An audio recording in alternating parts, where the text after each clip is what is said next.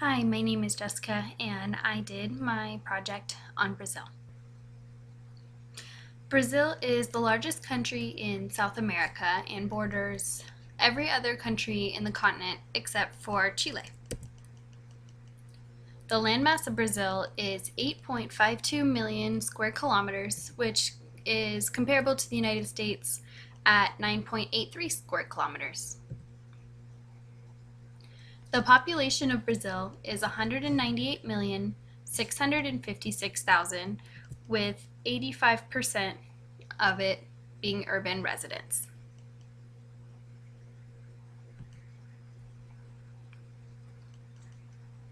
There's been a gradual shift in the population trends in Brazil. Starting in 1970, for example, there was a high number of infants and children, over 6.5 million for each category ages 0 to 14. The numbers decrease with an increase in age. The ratio of men to women is about equal. In 1990, you can see the shift towards a larger number between the ages of 9 and 80, and by 2013, the population has a less even distribution from the top down. As you can see, there's a decrease in population growth, but also an increase in life expectancy, longevity, and the ratio of men to women is also significantly higher. So you can see that here compared to here.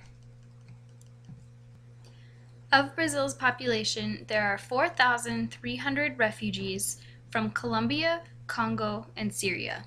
3,000 of these refugees are asylum seekers. Brazil's national GDP is 1.6 trillion US dollars, with a per capita of 8,060 US dollars. Healthcare in Brazil accounts for 8.4% of this 1.6 trillion GDP, with a $280 equivalent per capita out of the $8,060. The percent of people living below the poverty line is 21.4, with 4.2% being in Brazil has a universal healthcare system, the SUS, or the Unified Health System. It unified all the health plans in the nation and made vast changes to Brazil's health and healthcare system. So the Sistema Único de Saúde is the SUS. And in Brazil, healthcare is considered to be a constitutional right.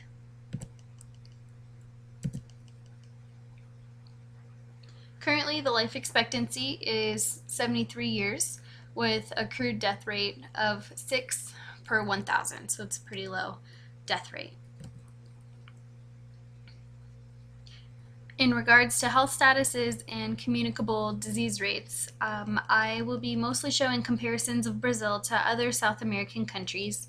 These include Venezuela, Colombia, Peru, Chile, and Argentina. These countries all have the largest populations, the highest GDP, and are statistically similar in terms of life expectancy and literacy rates, and are some of the largest countries in physical size in all of South America. So going back to life expectancy, Peru in the 1960s had a life expectancy of around 48, as you can see here on the left side of the screen, while Brazil was ahead at around 54.7. In 2010, the two countries, as you can see on the right where the circle is, increased to about the same age, which was 73.9 for Peru and 73.1 for Brazil. In Colombia, the percent of children who are immunized against measles rose from 13% to 88%.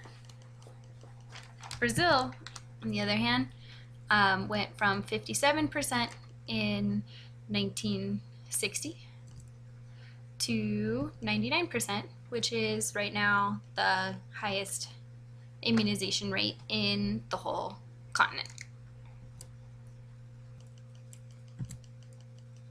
The infant mortality rate in Brazil started at 129.7 in 1960, and in Chile it was also very close with it at 127.6, but by 2012, as you can see again on the right, it had dropped down in Brazil to 14.5 out of every 1,000 live births, and Chile is actually below 10% at 7.9. So they both made a significant drop in their mortality rates for their infants.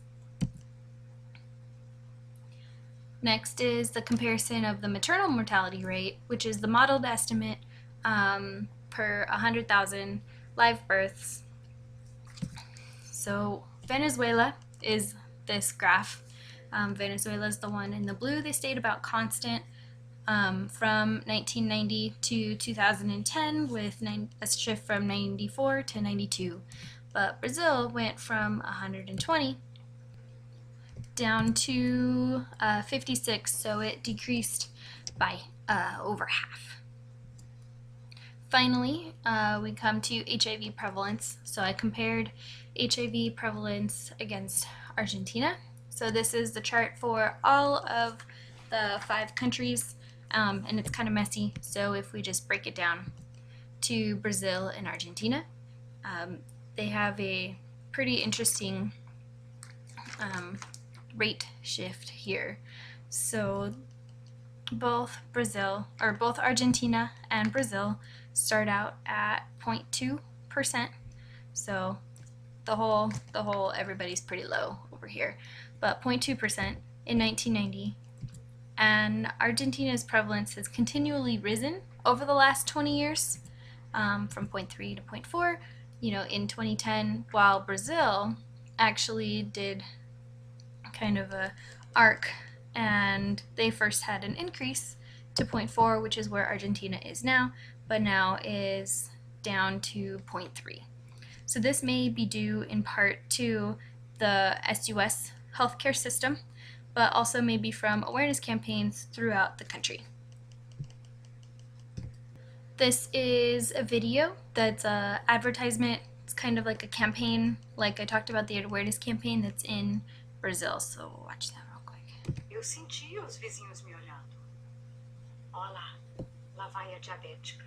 Quando meu chefe descobriu, ele me chamou na sala dele e perguntou: "Você tem alergia?" Meu pai ficou revoltado. Câncer? Fora da minha casa. Eu não criei filho pra isso. Falei com a minha amiga. Deu positivo. É hipertensão. Precisava ver a cara dela. Eu nunca pensei que eu fosse ter diabetes. Eu não tenho nada contra alergia. Eu gosto do seu trabalho. Mas é que não pega bem pra empresa, né? Minha mãe não fala mais comigo. Meu irmão me despreza. Aí o pessoal foi se afastando, né? Todo mundo. Terceira demissão seguida. É difícil arrumar emprego, viu? Câncer, cara. Onde eu vou morar? A gente sente o preconceito na pele. Até a minha melhor amiga. Eu só queria que ela estivesse do meu lado. Eu senti os... So that's kind of a little clip that shows, comparing the discrimination and the stigmatization of HIV compared with other chronic diseases. So the last 2 main topics that go with communicable diseases in Brazil are malaria and tuberculosis. So with malaria, in Brazil, there's been in the last, in 5 years, so this is between 2006 and 2011, there's been, right around 550,000 cases in 2006 that were reported, which has since decreased by half to 267,000. So it's still a pretty big number, but it's not as much as it used to be. And also, along with that, there's the reported cases, and then there's the reported deaths with malaria. And so in Brazil, In 2006, it was 105, so it was 105 out of that 550,000. And by 2011, it's decreased down to 70, so 70 out of that 270,000 or so. In regards to tuberculosis, tuberculosis in Brazil is considered to be an endemic, but it's not, it's not very prominent. It's not, a really big crazy deal. So here's a table that shows the prevalence of tuberculosis per 100,000 people and the mortality rate per 100,000 people. So in 1990, the prevalence rate was 140 per 100,000, and by 2012, that number dropped down to 59.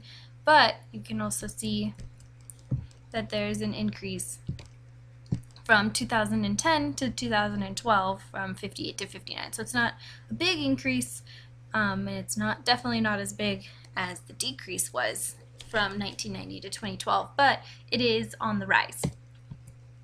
In regards to the mortality rate, it's dropped down from 7 to, fluctuating right around 2.5 per 100,000. So the mortality rate for tuberculosis is very, very low.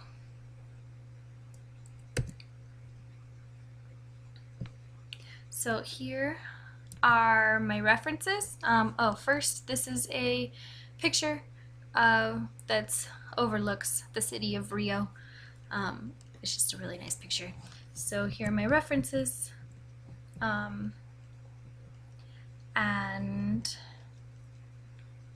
please let me know if you have any questions.